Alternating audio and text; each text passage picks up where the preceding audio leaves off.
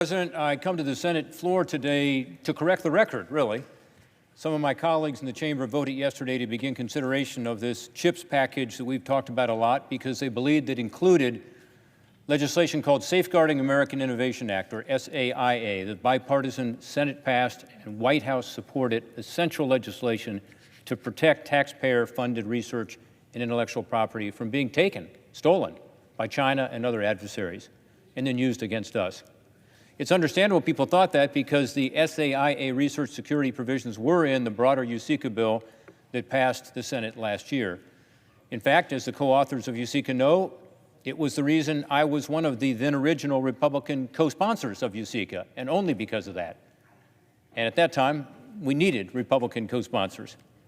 And it's understandable because this week, all Republican offices were emailed a list of items by the lead Republican on this bill, which included CHIPS Plus legislation, including SAIA.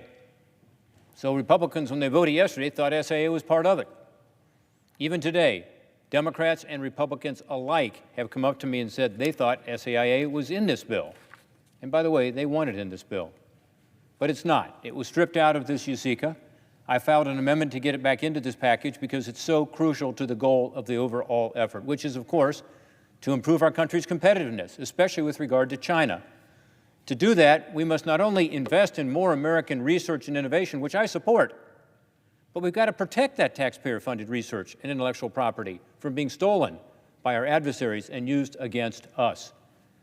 Given the current realities, without such protections, I believe this CHIPS Plus bill, with significantly increased levels of federal funding for research, may well become a giveaway to Beijing. China's made no secret of its goal to supplant the United States as the global economic leader, and China's been willing to use every tool of its disposal, at its disposal to be able to do that.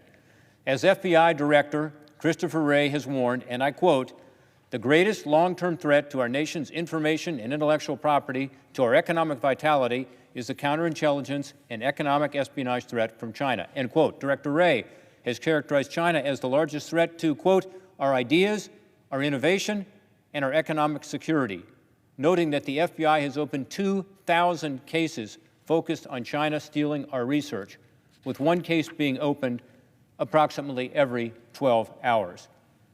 A number of us, in a totally bipartisan process, have been working on protecting research for the past 4 years. In 2019, an investigative report of the Permanent Subcommittee on Investigations of the Committee of Homeland Security, which I chaired, with Senator Carper as the ranking member, documented, after a year-long investigation, how China uses talent recruitment programs, like the Thousand Talents Plan, to target the science and technology sectors. Talent recruitment plans recruit high-quality overseas talent, primarily from the United States, including academics, scientists, engineers, entrepreneurs, even finance experts. The plans provide monetary benefits and other incentives to lure experts into providing proprietary information or research to China, which is in violation of our laws and in conflict of interest rules. China, in turn, exploits American research, intellectual property, and open collaboration, often U.S. taxpayer-funded, for its own economic and military gain at our expense. Really, you think about it, the rise of China's military and economy over the past couple of decades is in part being fueled by American taxpayer-paid research, where they have essentially leapfrogged us and commercialized it more quickly than us and used it against us. In just one of many examples, a researcher recently in Kansas hid his full-time employment with a Chinese research university to obtain federal grant funding from 6 different Department of Energy and National Science Foundation contracts. Remember, the new funding in this bill primarily goes to the National Science Foundation. In fact, the Department of Health and Human Services Inspector General recently released a report that found that 2/3 of the NIH grant recipients, another place a lot of research is done, NIH, failed to meet federal requirements regarding foreign financial interests, including instances of U.S.-funded taxpayers or U.S.-funded researchers failing to disclose ties to the Chinese government. In fact, since our investigation and hearing, there have been at least 23 different researchers that have been arrested by federal authorities for research theft. In testimony before the Permanent Subcommittee on Investigations, John Brown, then Assistant Director of FBI's Counterintelligence, said, quote, The Communist government of China has proven that it will use any means necessary to advance its interests at the expense of others, including the United States, and pursue its long-term goal of being the world's superpower by 2049. The Chinese government knows that economic strength and scientific innovation are the keys to global influence and military power. So Beijing aims to acquire our expertise to erode our competitive advantage and supplant the United States as a global superpower, end quote. Then Commander, U.S. Cyber Command, General Keith Alexander described intellectual property theft and cyber espionage in general as, quote, the greatest transfer of wealth in history, end quote.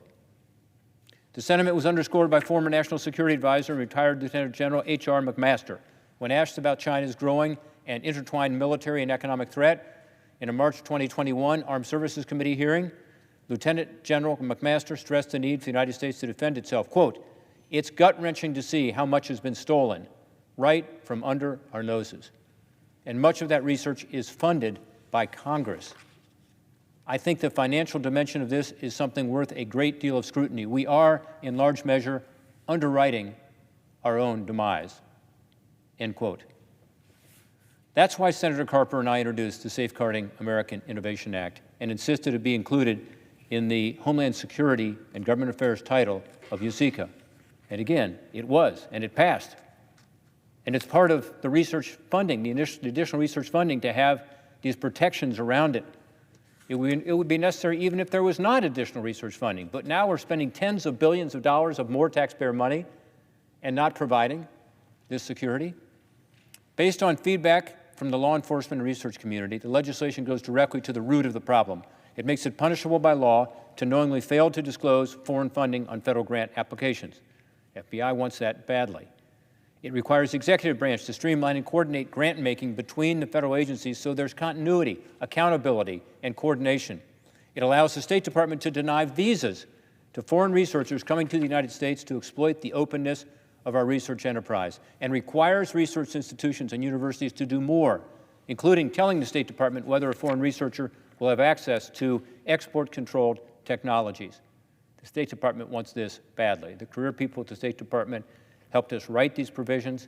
They need this authority. They don't have it now. So a vital component of any competitiveness bill must be this common sense, non-controversial, extensively negotiated, bipartisan bill. It's a matter of our national security. I have described the extraordinary theft of taxpayer-paid research under current funding levels. Again, it's unthinkable that we would add tens of billions of more taxpayer dollars to sensitive research as we propose in the CHIPS Plus package and not protect that research from China and other adversaries. I strongly urge my colleagues to support this amendment to ensure that it is part, again, as it has been in the past, we've all voted for it, of the underlying package. I thank the President and yield back my time.